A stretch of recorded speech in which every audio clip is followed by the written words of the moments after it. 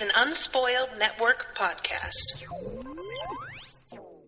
This is Spoil Me, covering Uncrowned Chapters 8, 9, and 10.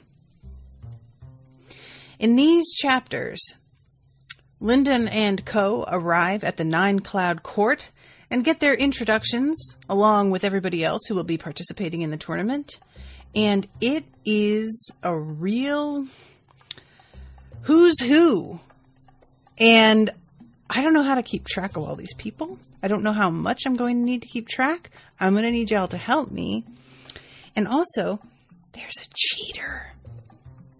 Welcome to Spoil Me.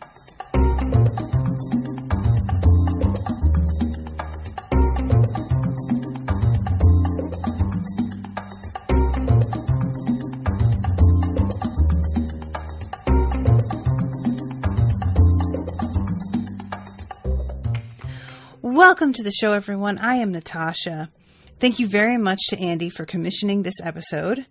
So I came so close, you guys, to accidentally over-listening on this section when I have tried to be really careful about that. But I managed to catch it. This section is really, listenable, and you sort of flow from one chapter to another without a, defined ending that feels like a cliffhanger that's easy to hang your hat on. And so it didn't catch me with its story beat the way that it often does, because though this middle section, I think, is meant to sort of go together. So backing up to chapter 8, the arrival at the Ninecloud court is really impressive. It's described as looking as though it had been ripped from a dream. Everything is iridescent and shining and covered in holographic colors and rainbows and diamonds and yada yada yada. Lyndon remembers Queen Shamiara, who he saw getting her, she got her coronation. He was there. Surreal took him to see it. And later on, he sees somebody that he is almost certain is Shamiara. But this person is actually supposed to be, I don't remember the name that's given, but supposed to be, I think, the captain of their team. And if I'm not mistaken, she's masquerading as a boy. I may have misunderstood that. But what we find out happened is that her mother died rather unexpectedly.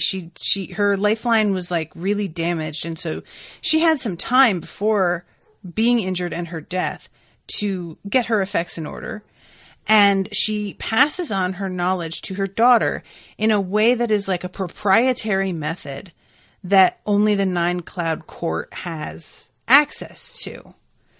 And the way that this works out, it's not like taking on a remnant where you get kind of mixed up scraps of knowledge and you sort of have to figure it out.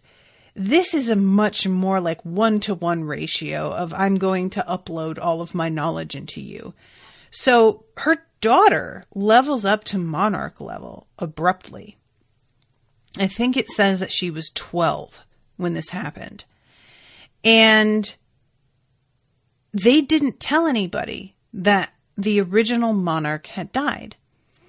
Which apparently, this is not a difficult thing to pull off as long as there's somebody with monarch-like abilities.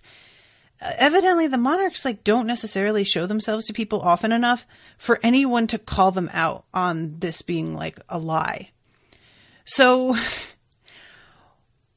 they have their daughter, they have her daughter act as if she were the queen with the use of power, and they show a what's the word? Hologram or illusion of the queen, the monarch, when they need to convince people that she is still around. And evidently these are very effective. So there had been a rumor that the queen had died at one point, and this family came at them attempting a coup, and they got slapped down hard. And it was really like the kind of slapdown that they all interpreted as, oh, okay, so the queen's not dead. And they let everybody continue to think that, despite the fact that that was the daughter who did that. So they're continuing to talk about the other queen. And Lyndon is the only one who knows that Shamiara is the queen now. But the thing is, he doesn't know. He doesn't know the way that you and I know what's going on because we got that report. He knows that he saw a different thing with Suriel, and what he is being told doesn't line up with what he saw with Suriel. And there is no reason that he can imagine that Suriel would show him something that was A, untrue, or B, not something that had already happened. You know, like he believes that he saw the present. And so he sees this girl like in disguise and recognizes her. And he can't understand, like he can't figure out what could be going on here because he knows that this girl was monarch level. He saw it. And yet she's over here participating in something that she's supposed to be an underlord. Or, you know, like, and there's no way. So it doesn't even occur to him what's really going on, because why would it? But we know that Shamiara was extremely bored with being isolated and kept hidden, and everybody lying about the fact that her mother was even dead. And she had a tantrum, evidently, at the end of the last book because she wanted to compete so bad. And everybody is like, I honestly, guys, when I read that she was like having a tantrum and wanted to compete, I thought that was just going to be a bit of like flavor for us to know who she is and give us a clue about things like that would be related to her coming up. I did not think that they would actually attempt to cheat in this manner. And she tells them all that she will just veil herself and will actually like attempt to complete the tournament as if she were only an underlady. But I am not certain that she is going to stick to that because she seems to be a brat. And I feel like she's the type of person that would tell them, don't worry. I won't use my like big powers. I'll do it like everybody else. But she won't be able to contain her ego. And once it comes down to it, she will pull out big guns. And I just don't like, I have not gotten a good impression of her. I do not trust her saying something on my honor. I won't. I don't buy it. So we'll see. And also, I find it incredibly dangerous that Lyndon knows who she is and knows some truth about what's going on here. This is the kind of knowledge that people get killed for. And he doesn't have anything to back it up right now. Like, all he has is what Suriel showed him based on his memory of it. It's not even like he has like a dream tablet with the scene that he can show somebody. He experienced it and saw it and remembers it. And the memories with that, the memories of his time with Suriel are very crisp and clear.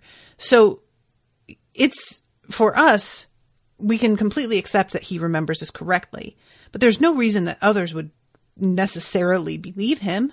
And even if they did, he misunderstood what he was seeing. Or Suriel was showing him something that could potentially happen. Or any number of things to not really listen. That said, I don't know what the reaction would be if he began to voice this concern or confusion to other people. The only person, quote, person that knows about his, like, suspicions is Dross. And I don't know if he would even bother saying anything to anybody else about it or when he would get the chance. And I want to mention too, now that I'm talking about like getting the chance, I don't know what I thought this tournament was going to be, but it's not this. You know, when I really like step back and think about what I expected, I think that I thought the tournament was going to be like, we're going to drop each of you in different areas and you all have to get to this like magical object before the others do. And it would be like a series of obstacle courses to get to a particular thing, but that you would be able to interfere with other people's progress. And this is only the first round. So, you know, there's like, who knows, but it doesn't seem like it's set up that way, at least initially. And I was really, really surprised by it. I find it really compelling that it is done the way that it is. And it makes sense, especially if it changes as, you know, the levels continue. What we get initially is just basically a sort of like assessment of their base abilities and in some ways, perhaps a reveal of some of their strengths, which Linden really tries to avoid, I think, very intelligently. So it would potentially be that it starts off this way with everybody separated and having to do their own things and then eventually getting added into a group. Because I guess if you're like low enough on the totem pole, actually, is that offensive? If you're low enough on the list by the end to get cut, I guess that makes doing a group competition where you are able to interfere with other people's progress much more interesting, and it's much more condensed. And it's sort of like the beginning of Great British Bake Off at the start of the season when there's so many people that you can't even like keep track of who's who, and you forget entire like pairs of characters and stuff that you're just like, oh yeah, that guy. And then once you're about halfway into the season, you know everybody and you really are invested in who wins and who doesn't. And I guess this is sort of the way to pare everything down without it being such a complete free-for-all from the beginning that it's like kind of up to chance. It's still, of course, partially up to chance a little bit based on like what your abilities are versus what this particular obstacle course is asking for. But when you're not at the mercy of other like other fucking fickle people, it's probably going to be as close as you can get to a fair shake for everybody out of the gate. But anyway, I'm so ahead of myself as usual. So they arrived, him and Mercy, Charity, Fury, and Pride.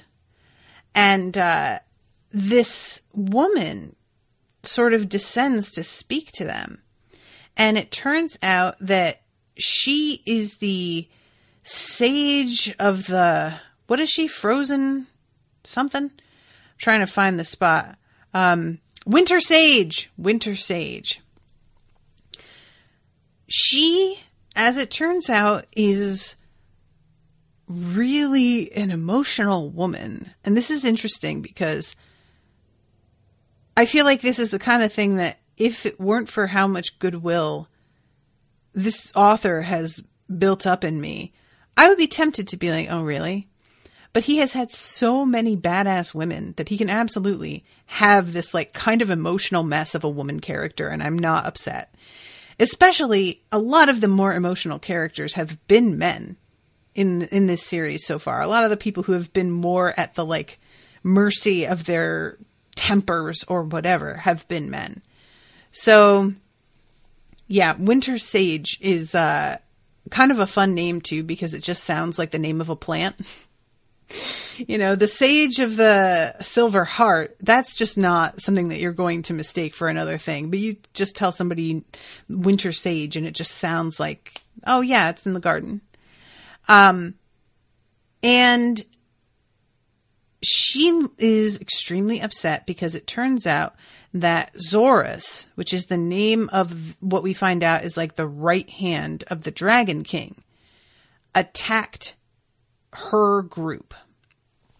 And Akura Charity is, I think, familiar with the Winter Sage's sort of emotional reaction to things. And because of that, she overcompensates in trying to remain detached when talking to her. So in this moment, she's really cold in the way that she discusses the fact that a lot of her team was killed. And it's not actually, when I say team, I don't mean like for the tournament. One of the people on her team is killed, but a lot of her group is killed. Charity says only one, you still have 2 competitors left. And she says hundreds died, among them one of the most talented students I've ever had. And when Charity tries to be like, dude, I get it, but you have to replace him. Like, we need to get on with it. And the Winter Sage gets very upset with her, and it kind of looks like they might get into it for a second. Not like physically, but you know. And they are interrupted by Fury coming out and saying, I smell Zorus, which it turns out Zorus is right here. And I'm so confused about the politics in this world, guys, because I would think that if Zorus, known to be the right hand of the Dragon King, appears after having killed a bunch of the Winter Sage's people and one of her contestants, and she comes dropping a rock on all of them and says, here is a gift from my father, or whatever it is she says when she drops it. One would think that would disqualify them from participating in the tournament altogether. Wouldn't you think that's meddling in a way that should be against the rules? They just straight up attack people on their way to the tournament so that they, like, that feels like it shouldn't be allowed. Now, I know I'm just a sweet summer child, but I mean, honestly, there should be some sort of, like, consequence to doing that, you know? It's just, I don't know. Ofer in the chat says, I think of it like 2 superpowers in a Cold War. Cold War implies that nobody has died, that nobody has attacked anybody else. There was an outright attack from the king's right hand on an unsuspecting group heading into a peaceful tournament. That's not Cold War. That's war. And I don't understand how this is something that just sort of gets, like, hand waved off. Like, and honestly, I reread this part because I felt really confused by this. Zorus, like, comes in and there's, like, a kind of, like, showdown between Zorus and Fury, but they have this, like, weird sort of amity between them despite that. And I don't, like, they get interrupted because they are fighting with each other, and Zorus gets, like, pulled away. And when they are being pulled away, the, like, speaker for the Ninecloud court is saying something like, hey, don't test our fucking hospitality. Your guests act like it. And I wanted to be like, okay, see, even if what happened before they got here doesn't count, this bitch came in and started a fight on your property. That should also be a big problem. I don't really understand how this is, like, sanctioned, you know? I don't know. I don't really get it. Devin says, knowing this world, the only real rule up to them arriving is if they couldn't protect themselves, they don't deserve to compete. I mean, I guess. It's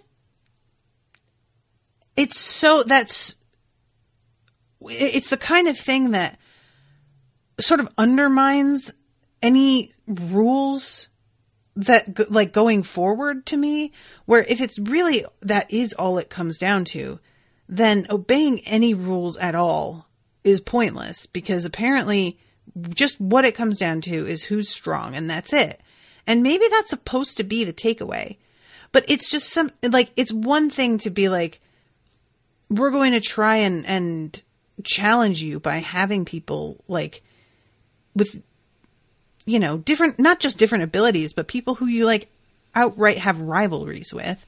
And it's another thing to be like, oh yeah, and definitely if they murder some of your people on the way in a completely unprovoked attack, we will absolutely do nothing about it or even act like we noticed.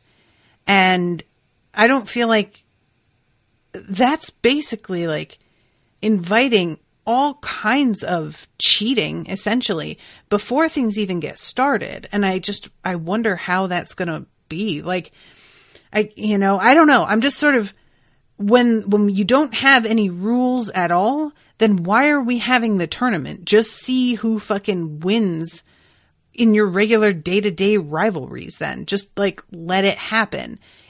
There comes a point where like pretending to put boundaries and restraints on a thing when you don't intend to uphold those doesn't really work. So yeah, I don't know.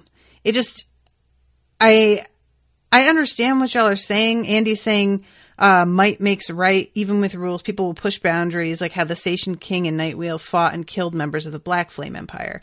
Yeah. And like, in that sense, that one, it even felt like he got it, because he was like, we can kill a few, but we can't push it too hard. Like, it felt like he knew we can do a little bit, but we can't like go all out, and we certainly can't kill some of her favorites. They went after a competitor, and if it really might makes right, why don't we just absolutely like slice this bitch open right here when we've got everybody together, and she's just, everybody combine your power and just take this hoe down.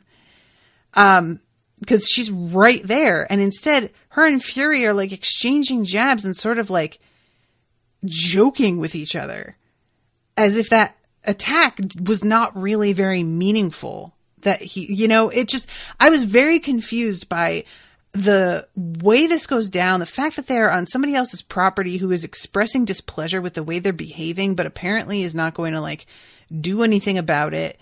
And the fact that Fury and this dragon are like sharing a chuckle when there's supposed to be this like rivalry between them, that it seemed like that laughter was sincere. It didn't feel like, oh, we're joking around pretending to have a good time when really we hate each other.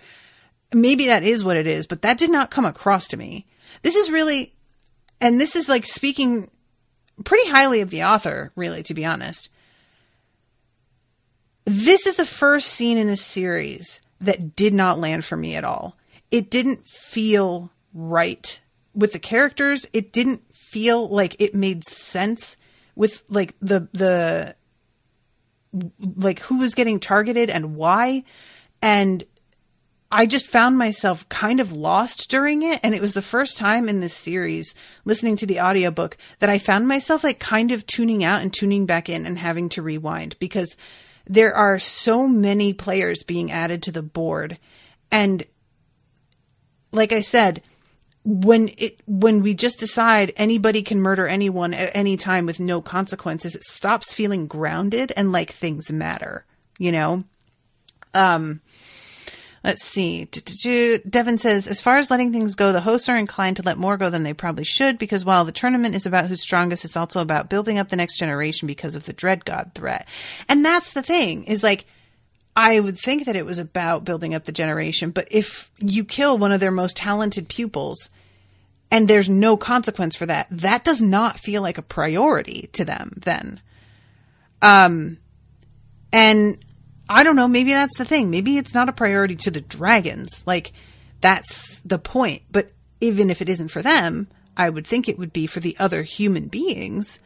And I was just like, I don't know. And maybe the like laughter that, Zoris shares between like with Fury is kind of meant to be like ironic and a bit of a joke and not sincere.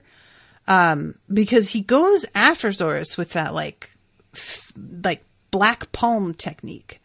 And it seems like that was interrupted by the Ninecloud court, like the voice. But it feels really weak for them to interrupt Fury in his attack back and not interrupt the dragon who just started this shit. They pull the dragon away, granted, but I don't know. This did not work for me. First time I'm saying it for this series, but I just didn't like this scene, and I just found it kind of like bewildering in a way that I am willing a lot of the time when things aren't explained right away to like ride it out and just be like, all right, I'm sure this will get explained or this will make sense later. I will just like give them the space and time to explain it. But it just didn't feel like there was much more to it than what was going on right here. And what I had right here was not good enough for me. So what can you do? Eventually, they interrupt this like back and forth. And like I said, and pull, and I forgot that Fury says you wiped out the Rising Earth sect. That was the other thing. They haven't just attacked like competitors. They wiped out an entire sect of, I would imagine, human beings. And this feels like an outright declaration of war against humanity. Why are they involved in this tournament? If the whole thing is trying to like get our generations ready to go up against, the dragons don't want human beings in charge. They are not going to be interested in helping. I don't think. It doesn't feel like that. I don't get why they're even here. Similarly, the Red Moon Hall, aren't they worshipping and on the side of dread gods? What are they doing here? I don't really understand some of that either. It feels like they are thrown in with the enemy, wouldn't you say? How is it that they are supposed to be part of a thing that is like meant to whittle our finest and best down to razor points to help defend us against things when they have fought on the side of the thing? So yeah, this is like, and this is the danger when you like pile in so many different factions and people into one thing. It starts to get a little bit confusing, just keeping everybody, like, keeping track of them all. And also, this is clearly meant to be a bit of a, like the author had introduced all of these sects in order to bring them together so that we knew what some of the stakes were and who some of the players were for them, and have them all on the same playing field. And I get why, in theory, that sounds fun, but when they are like supposed to be working towards the same thing, or so I thought, and they all seem to be at odds with each other, I just don't really understand who organized this and why they included these sects of people. Let's see. Mordecai says that the fact that they could get killed and Akura didn't know and couldn't do anything, then no one is going to step in because Akura is weak. No one wants to support a loser, they say. The tournament was to show off each faction's upcoming talent, not to support each other. Kind of like the Nazi Olympics. They aren't working towards the same thing. Okay. So basically, what Charity says they're working towards is just the Akura clan, and nobody else is necessarily on board with that. I kind of thought she meant that was the purpose of the tournament, period. That was why they did this as a whole. But she's just talking about the Akuras themselves and why they are doing this. All right, I guess. It just does feel kind of weird, but whatever. All right, it is what it is. So this is the moment where Lyndon finds out that the queen of the Ninecloud court, the monarch, is a different name than what he thought, and he gets a little bit confused. And he also finds out that something, because of this attack that happened on the Winter Sages group, he then begins to get worried about Yerin's group and tries to get in touch with her using this construct. It doesn't work. He pours like all this Madra into it and he just winds up breaking it. And when he starts like asking around where they are, nobody has any idea. Nobody has any news. And he really thinks like they should be able to find them. And Charity later on says like there are limits to my abilities. But apparently the Winter Sage was able to find them. So we don't really get an explanation on why she could and Charity couldn't. I don't really need one. I am a little curious, but it's like not super important. And we are going to jump back to Yerin. Yerin's master had owned several paintings. He didn't put them up anywhere. He just pulled them out every once in a while to admire them. Passing over the Ninecloud countryside was like flying through one of those paintings. I like that idea that, like, you know, he didn't really seem to have a home exactly, and that might be untrue. As far as I know, he didn't. But it seems like the Winter Sage was calling her territory home for Yerin, and I wonder if she would have called it home for him as well. But I like the idea of just like having a void key that's got like art in it, and you just occasionally like open the door and just step on into your void key like it's a museum and just enjoy things for a minute. So they can see Ninecloud City in the distance, which is honestly like just so, that's such a tease. And Ethan is, you know, they're realizing that it's going to take about 3 days before we get there. If we hope to make it to the opening of the first round in a matter of hours, we have no choice but to trust in the mercy of a greater power. And Yerin really starts to get like pretty hopeless. And finally, she's sort of dejected and has her head down and is not paying attention to anything. And Ethan nudges her. And when they look up, she sees the Winter Sage and she recognizes her. And is like, fuck. And it's an interesting meeting between the two of them because Yerin was, apparently, she was the reason that her master put off his marriage to the Winter Sage. They were going to be married and he postponed it so that he could continue training Yerin, which the Winter Sage, already did not approve of Yerin. It's not explained why, but I have to assume it's because of the blood shadow thing. And B, of course, resents Yerin for being what looks like the impediment between the two of them continuing their lives together. So when Yerin sees her, she's like kind of on defensive right away because she knows that this woman is going to have a problem with her. And she almost immediately, after coming at her sort of like with this stern face, looks like she's going to start crying and asks, why didn't you come back home? And Yerin's like, home? That's not what, no, that's never been my home. And she says, you could have at least told me what happened yourself. Yerin says, I'd bet my soul against a rat's tail that you knew as soon as I did.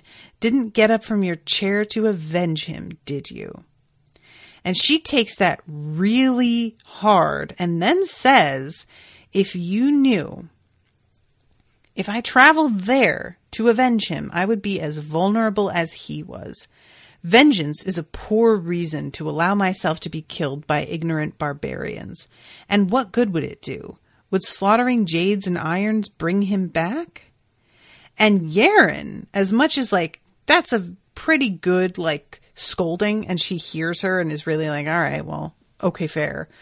She is distracted at the idea that this woman is talking about the location of Sacred Valley as if that is a handicap somehow. And all of a sudden she starts wondering, did he get poisoned? Is that actually what took him down? Or was it because of the place itself, which is what she seems to be insinuating? And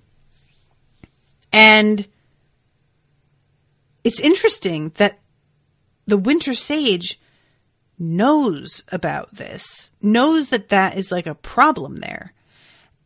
I wonder if the like Sword Sage knew, or because like I would think if the Winter Sage knew, he would. But she may have found out after the fact. After discovering that he was killed, she may have investigated and then, uncovered this information. And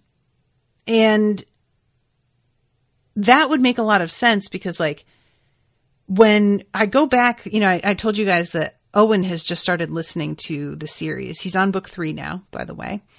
When I went back and listened to the end of the first book with him, it did feel a little bit weird knowing now how powerful sages are, that her master wasn't able to stand up to them or defend himself, because it's the further on you get and the more you understand about a lot of this power, you begin to realize that a lot of it isn't even it doesn't even require focus. It's just an automatic thing. The iron body being able to resist venom, for example. One would think that he would have a body built to withstand poison. And having it be that there's something specific there that drains power is an interesting, potential explanation for why Linden was unsold. A potential explanation for why everybody there is so much weaker than they are anywhere else. And also just a good way for an author to set up big bads getting taken out in a weirdly easy way as you begin to discover it's not supposed to be that easy. It's not supposed to be that evenly matched later on. It's a good explanation that feels really tied down in the reality of the rest of the, the rules. And I appreciate that. So finally she says, all right, I'm here to take you all in.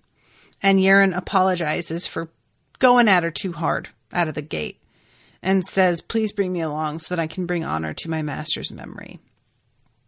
So this is when we get information requested, Luminous Queen Shamiara, monarch of the Ninecloud Court. And we find out all about her having a monarch's power at the age of 12, them lying about the fact that the monarch is still alive. So then we go to Linden's room. And he is basically living in the absolute lap of luxury right here. And I really I don't know how this is going to work. Again, I had thought that they were all just good. I kind of pictured, honestly, I guess something like Hunger Gamesy, with how the tournament was going to go down. That they would be dropped in there and everybody would sort of somehow watch from projections on the sidelines. And it would all just be sort of once it started. And there was no undoing it or stopping it until it was done. But now it seems like they are going to have daily meetups for these levels, but they go back to their room between and chill. So it sort of reminds me of the Olympics a little bit. Maybe that's, again, just because it's at the very start and it's not going to remain like this. But there were a lot of things between the way it's set up, and the fact that they I think it's mentioned that they get their Madra tapped back up or something every time that they're done with one of the segments of the, it's made a lot friendlier than I thought it would be. I really figured this to be sort of a survival thing, but it's much more of a contest in an organized way. So, only once did he and Pride and Mercy, only once he and Pride and Mercy were all prepared did the floating constructs of the Ninecloud Court, which looked something like glistening red crabs floating around on rainbow clouds, instruct them to gather behind the door in Mercy's room. That doesn't sound super appealing to me. I don't know about you. He keeps asking about Yerin and where their group is, and they keep being told they have not arrived. And gradually, when it comes to the actual introductions, they still aren't there. And they are about to get skipped over, and then all of a sudden they turn up at the last second, and it's a pretty good moment. Now, there's a pretty dope bit with Charity. Linden is absolutely distracted by the fact that they don't know where his friends are. He's super worried about them. His remnant arm began to twitch with the disorder in his spirit. He wanted to do something, to start looking for them or to avenge them. Charity, as he's like experiencing this, is leading them all into basically the locker room. Here you will make yourself ready for each round and leave behind any weapons that are not permitted in the round. No one can access this place except our team or authorized representatives, so they will remain safe. So she goes over to him at this point, realizing that everybody else is getting ready and focused on the task, and Linden is still just sort of standing, staring blankly. And she comes at him with her fingers, 2 fingers up, with this light playing on them. And Linden pulls away from it, but Dross does not. The sage's fingers tapped Linden's temples. His doubts, fears, and worries washed away as though he'd been cleansed. He took a deep breath, like a weight had been lifted from his chest. What was he worried about? He had a task to do. His worry couldn't make things any better. There was no point distracting himself before he had concrete information. Any number of things could have happened to the Black Flame team, so why speculate? And I kind of wondered if he was going to be mad at her, but instead he's really grateful, which I appreciated. And it's actually Mercy who's like, starts to sort of be uncomfortable about it. She says, that can't be. And Charity responds, it's necessary. Now prepare yourself. And I wonder when she says that can't be, I'm like, does she mean like that can't be allowed? That can't be good for him? That can't be helpful? Like, I would love to have her finish that sentence. But I imagine that it's just sort of the idea of like doing a low-key mind control on somebody maybe makes her a little bit uncomfortable. And then we get this absolutely gorgeous line.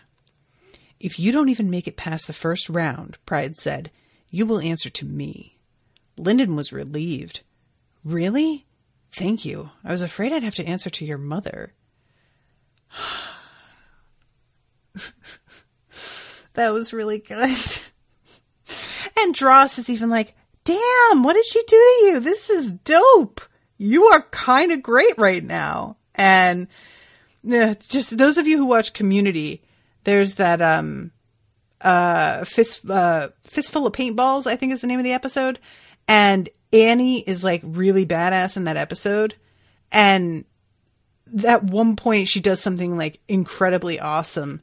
And the dudes just look at each other and say, Annie's pretty cool today. And that's sort of how I feel about Linden right now. Linden's pretty cool today. Not to say that he isn't always, but that is a pretty ice cold line. I really enjoy that. So they get introduced and Mercy gets a huge cheer. And I fully expected that the cheer Linden got would be way less, but it's actually about as big a cheer as she gets. It's just that a little bit more confused, a little bit more like, wait, who? What is this guy here for? And I rather enjoyed that, the fact that everybody is willing to like stand on principle out of the gate, even if they don't know and they don't understand, they're still just like, I don't know, he's with them. He seems pretty cool. All right, go guy. Like, it's just something very wholesome about that. Let's see. I'm trying to find the spot. Okay, so this is how he's introduced. The final member of the Akura Prime team is an adopted member of an Aurelius branch family and a member of the Black Flame Empire vassal state.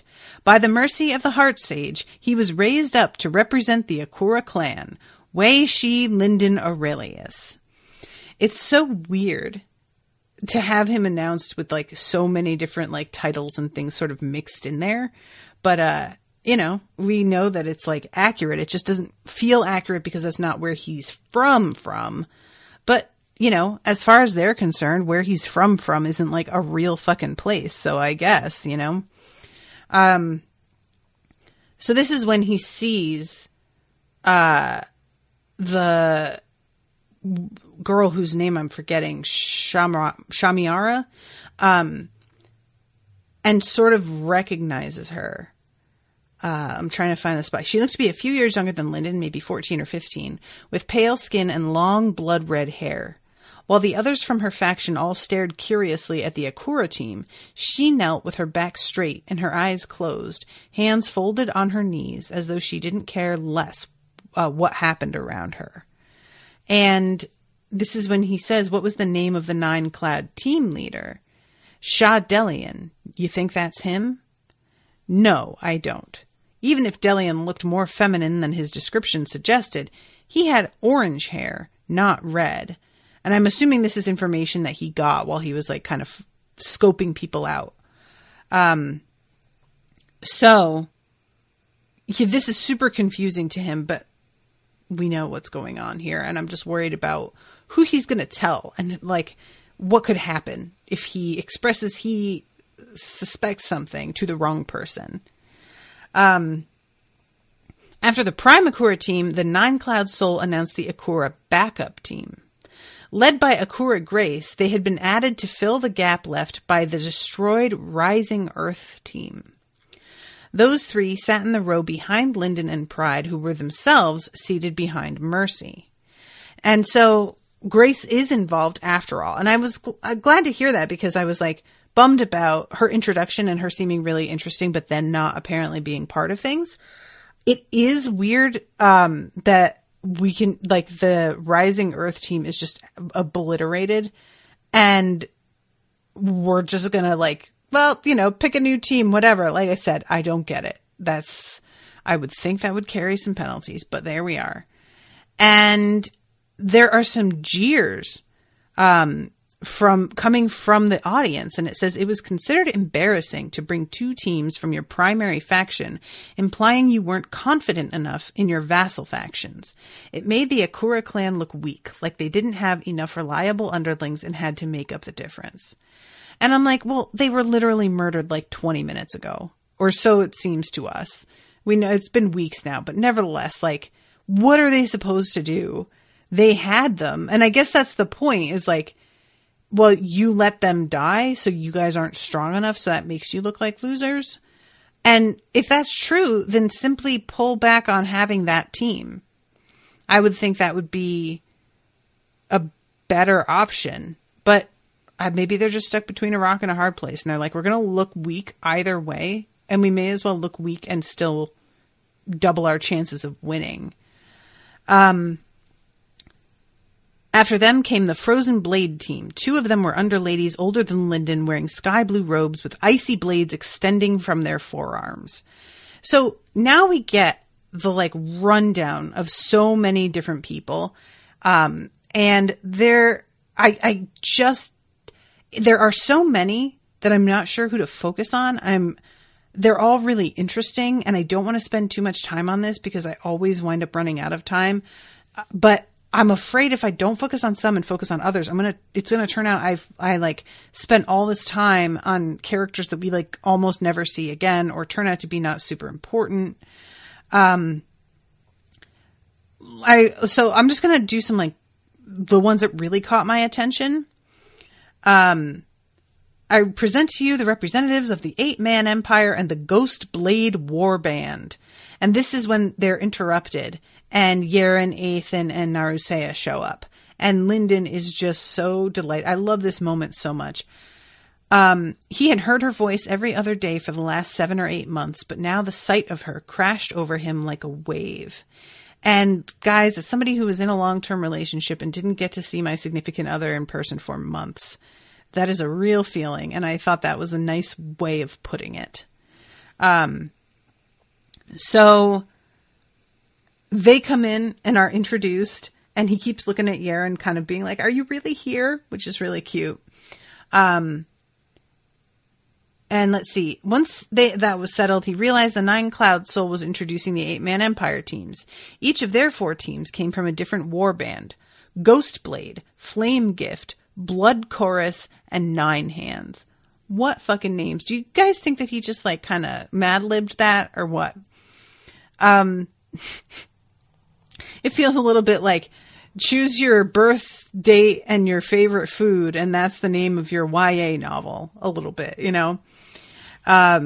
The unaffiliated sects and independent sacred artists gather in the name of North Strider, the great monarch who lost his life only a short time ago in battle against the Weeping Dragon.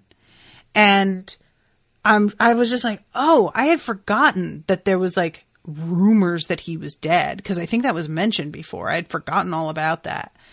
And they're all just like, do you think he's going to show up? Dross is like saying, I hope he's not. Like, but he'd be really happy to see me, but what if he doesn't like how I look? The whole thing is just really funny.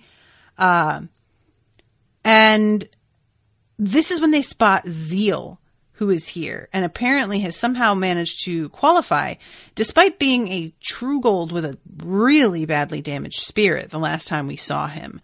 And I remember that North Strider was like thinking about the Beast King and wondering if he had like any potential contestants. So I have to imagine that if something has leveled Zeal up or helped heal him partially or whatever, it has to be due to North Strider.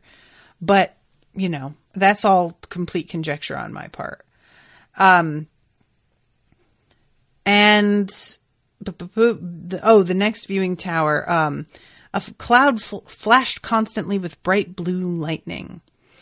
It was an impressive display, but it emitted none of the spiritual pressure that came from the other Monarch platforms. Lyndon doubted there was anyone up there. And that is the Beast King's faction, I think. So I wonder about that. Oh no, that's the Aurelius Monarch. Is that the Aurelius Monarch, after all, had been killed? Yeah, I think that's that one. He describes the Beast King one, and then he goes on to the Aurelius one. And he notices that, like, Athen is being really, I don't want to say glared at, but there's an intensity to the way everybody in the Aurelius clan is looking at Athen that he doesn't seem to be bothered by or return. And it's just another reminder that there is some whole thing going on with them that we don't even know about. There's like a whole history, and we've got the only like point of view that we've got on that is Athen at this point, because we haven't been in Cassius's POV in ages now. The next tower was one of the most eye-catching. It looked to be made of copper clockworks with gaps filled with glowing remnant parts. Dark-skinned people filled the stands, each of them accompanied by at least one puppet construct. They whirred through the air, marched up the stairs, hung on chairs, or dangled from the ceiling. Instead of a monarch platform, a tree covered the roof of the tower so large it doubled the structure's height, made of blue-green light like a remnant.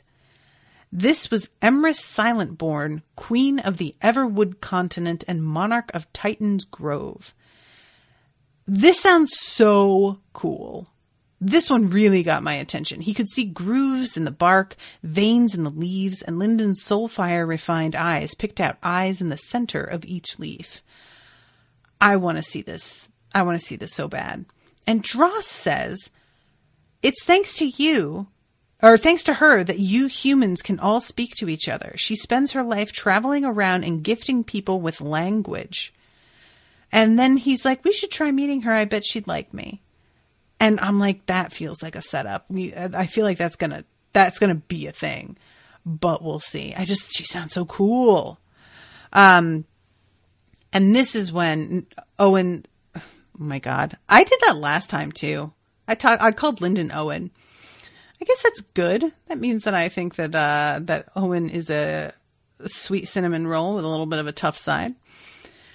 This is when Lyndon sees the, apparent 12-year-old boy, Dragon Monarch, and tries to like look at him and then immediately pulls back because this dude is very dangerous and he can tell. And he thinks that he might even be the oldest out of all of the monarchs here.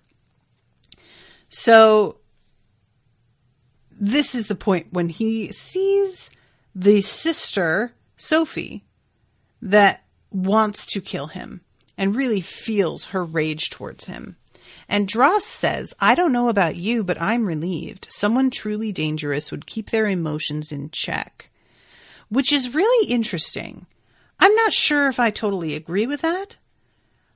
I mean, it feels like it's the sort of thing that sounds logical, But people aren't logical necessarily. And somebody could be dangerous and just because of the fact that they're unpredictable, you know?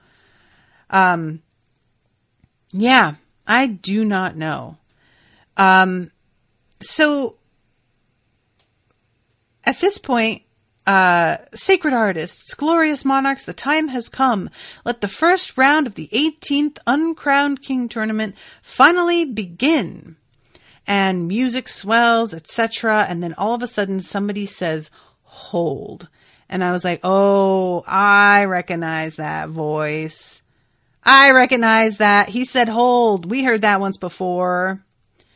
So here comes Northstrider. And this dude is not here to play today. He is going to lay down the law and he is taking control of this thing. And there is only like one person who is, has apparently any sort of problem with this. Reagan Shen, I think is how you say his name. Emperor of the Rose Gold continent, right? And he has this sort of attitude that there's clearly some like something between the two of them. There's a rivalry or some history or something. Northrider says, I judge this tournament now. The contestants will fight under my protection and according to my will. And Ray and Shen is like, you have a team in the competition. That really doesn't seem fair. And he like just looks at Northstrider and Northstrider has no reaction at all. And Shen finally is just like, oh, fine. Okay. This isn't even that big a deal anyway. So go ahead and do what you want. And he keeps sort of seemingly trying to provoke Northstrider. And he doesn't react. He just doesn't give him anything back. So the voice that's been doing all of the announcements is basically like, well, everybody prostrate yourselves and thank the Lord that you are being judged by somebody as noble and yada, yada, yada. Dross, meanwhile, is absolutely flipping out and just like figures that there's no way Northstrider's not going to notice him. I don't know if that's true because apparently Charity was kind of wondering what was going on with Lyndon, but she didn't know that Dross was in there until Dross popped out and said hi. And she's a sage and he's a monarch. Is it like, is that the difference? Would, if he were talking in malice, would she know? So yeah, then he says, begin. Everybody vanishes. And suddenly Lyndon finds himself all by himself. And he's very confused. He's like, we got divided into teams. Why are we doing this solo? And Dross says, false hope, lift up your spirits and then just smash them to pieces. And I don't know, like, I feel like it's just probably easier to whittle it down this way. I think my previous assertion is probably the one. So what we've got in this round is basically there's two opposing sets of like chess pieces, but they're actual constructs that fight and like make decisions and they're very advanced. And one of them is they're fighting each other and exactly matched, but one of them is able to replenish its fallen much faster. That's the black team. The white team is the one that Lyndon is supposed to be on that team's side and help the white team, which is slower to replenish, defeat the black team. And basically, what Lyndon decides to try and do is go to the source that's helping to replenish these beings and drain the script, I think it is, and by using his remnant arm. And he says the shield is a Madra construct, not a script. Yeah, that's okay. And he says, Dross says that might work. It's made of Lord level Madra, not like it was made by a sage or a monarch. So it's possible. Give it a try. The only thing to lose is the entire competition. And he does it. And then we jump out and we're with Charity and she's watching the competition. And I was pleased that she has enough foresight that she doesn't blame Lyndon for not doing a bunch of flashy shit. She seems to understand that he's practicing a lot of restraint here because he is trying not to show his hand to his competitors. And I think she admires that. And there's descriptions of everybody, like, and how they each are dealing with them. Like, Sophie just, like, burns her fucking way through. Yerin is, like, made for this kind of fight, and she just takes him down, no problem. And it seems like they only really bother showing on these, like, projections the people who are doing things in a most interesting or flashy way. So the fact that Linden isn't doing that, not only would people not be that interested in the first place watching it, but they don't even bother showing it. So it's not like that's even a risk. And Charity only knows what he's doing because she can zero in on them with this tablet that she was given so that she can watch her team specifically. And Mercy passes in 6 minutes. Pride passes in 8 minutes, 8 seconds. He's in 12th place. What place is Mercy in? 4th place.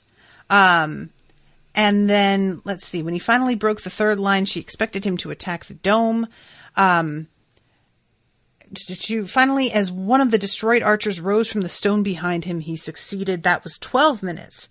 2 minutes later, at 14 minutes, 42 seconds, his soldiers cleaned up the enemy. He comes in 66th place. And, he passed, and this is, of course, I am positive that Pride is going to have something to fucking say about this, but nevertheless. And she's pleased because he will be overlooked, but she also acknowledges he is going to have to stand out at some point if he's going to want to, like, win this. So then we have the, open the box challenge, which is apparently, like, supposed to be based on a riddle, but because Linden has draws, he's able to do it in, like, no time. And I love that the person that handles this construct is super bored. They couldn't even, like, make somebody, I think he's not a real person, right? He is just a construct, if I'm not mistaken. A man made a forged gray Madra, yeah. So they didn't even bother making somebody who's, like, enthusiastic, which I just find very funny. And when Yerin is doing this, I love this whole thing. She drives her hand surrounded by forged Madra at the man's gray throat. He slipped aside, yells thief, a pair of axes appear in his hands, and she basically fights him and tries to take the key, and then it doesn't fall out the way she thought it would, and he has a remnant that's, like, fake that she has to fight now. Honestly, I love seeing how differently everybody deals with this, because Yerin just being like, I'll fucking cut you, give it to me. That sounds right to me.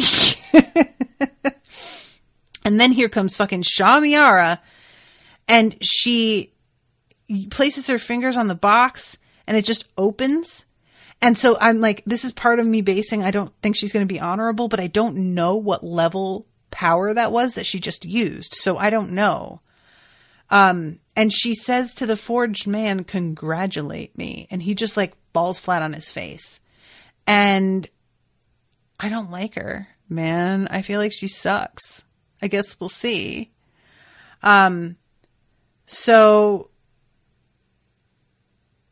then we go to Sophie, and she is basically just trying to burn open the box. And it says, after less than a minute, the molten metal poured out. And I don't know if that means that that's a success, because I don't feel like we're told.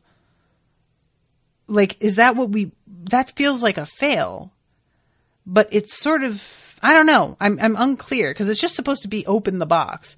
So maybe it's just, it doesn't matter whether what's inside is molten or not. As long as you open it, it's fine. And when we go to Ethan, his whole thing is like, I'm going to chit chat with you.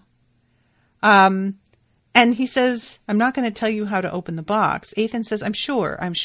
But I need to wait a good minute or two before I leave. So tell me, as we pass the time, what's it like being you? And this implies that he could do this in a second, but he's not gonna, because that would look bad, because he doesn't want to show people how advanced he is, really. And again, I am consumed with curiosity about Ethan. But I will have to live with it, because then that's the end of the chapter. So it started, boys and girls. We are in it now. I guess we'll see. But yeah, so this is pretty exciting. Like I said, it's the first section where I had a problem with part of it and didn't really feel like it resonated. But that's really, considering we're in book 7, that's pretty fucking impressive. And like I said, he's built up so much goodwill with me that I am not going to hold it against him at this point. There's a point where if somebody has so seldom wrong-footed that even if it doesn't feel like quite right to you, you can overlook it a lot more easily if they've done pretty much everything else right. So, all right, guys. Well, thank you again. Thank you so much to Andrew for commissioning this. I hope y'all have been enjoying it. And I will see you again soon with a new episode. Until then, toodaloo, motherfuckers.